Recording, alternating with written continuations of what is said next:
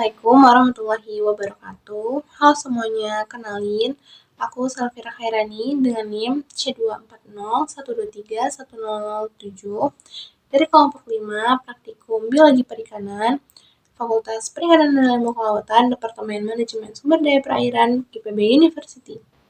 Nah, pada hari ini aku akan mereview sedikit tentang hal-hal yang telah kita pelajari di praktikum hari ini.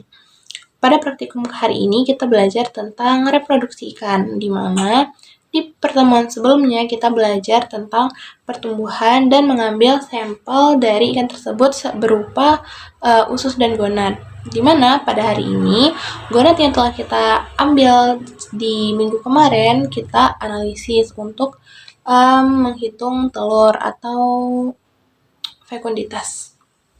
Nah, apa sih tingkat kematangan gonad itu? Tingkat kematangan gonad atau yang disingkat dengan TKG adalah tahap tertentu di mana perkembangan gonad sebelum dan sesudah ikan memijah. Sedangkan fekunditas adalah jumlah telur yang masak sebelum dikeluarkan pada saat ikan memijah. Jadi pada hari ini tuh kita menghitung jumlah telur ikan di dalam gonad. Penentuan tingkat kematangan gonad pada ikan itu terbagi menjadi dua cara. Yang pertama itu secara morfologis dan yang kedua secara histologis. Nah, penentuan dengan cara morfologis itu adalah dengan mengamati secara langsung. Di mana kelebihan dari metode ini adalah waktu yang digunakan relatif cepat, namun kekurangannya tingkat ketelitiannya cukup rendah. Sedangkan histologis adalah dengan pengamatan secara perkembangan gonad melalui fase perkembangan sel dari gonad tersebut. Metode ini banyak dipakai oleh ikan yang gonadnya kecil dan mikroskopis. Metode ini lebih teliti tetapi membutuhkan waktu yang lebih lama.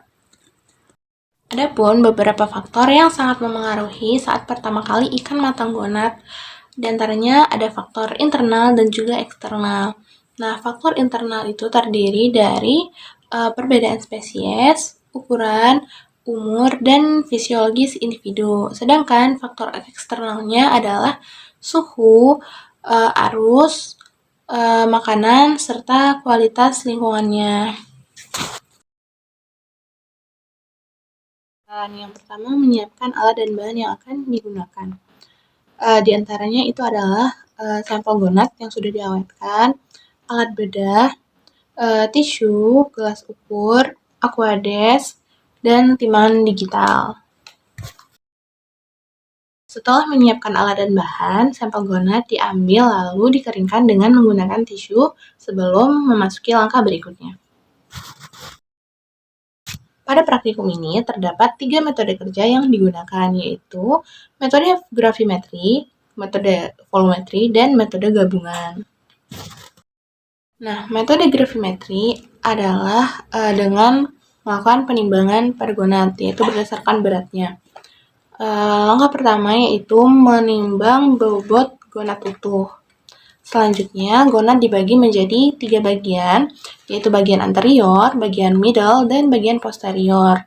Nah, masing-masing bagian ini ditimbang kembali, lalu diambil 1 gram, lalu diletakkan di dalam cawan Petri, dan diberi aquades. Setelah itu, telur diburai lalu dihitung. Yang kedua adalah metode volumetri, yaitu dengan mengukur volume. Langkah pertama yang dilakukan adalah memasukkan aquades ke dalam gelas ukur sebanyak yang telah ditentukan, semisal 4 atau 5 mili. Setelah itu, catat ukuran volume, lalu masukkan gonad utuh ke dalam gelas ukur tersebut, lalu catat kembali penambahan volume dari gelas ukur tersebut. Selanjutnya, keluarkan gonad dari dalam gelas ukur, lalu keringkan, terus setelah dikeringkan, potong gonad menjadi 3 bagian yang sama, yaitu anterior, middle, dan juga posterior. Nah, masing-masing subgonat yang telah dipotong ini diukur kembali dengan gelas ukur. Setelah itu ambil 0,5 mili dari volume gelas ukur yang telah dimasukkan. Setelah itu 0,5 mili ini dipindahkan ke dalam cawan Petri dan dihitung telurnya. Ketiga adalah metode gabungan, yaitu merupakan gabungan dari gravimetri dan volumetri. Ya, artinya di sini kita menimbang serta mengukur volume dari gonat tersebut sebelum dihitung telurnya. Nah, langkah pertama adalah mengukur bobot gonat. Yang kedua, potong gonat menjadi 3 bagian, lalu ukur volumenya dan hitung telurnya.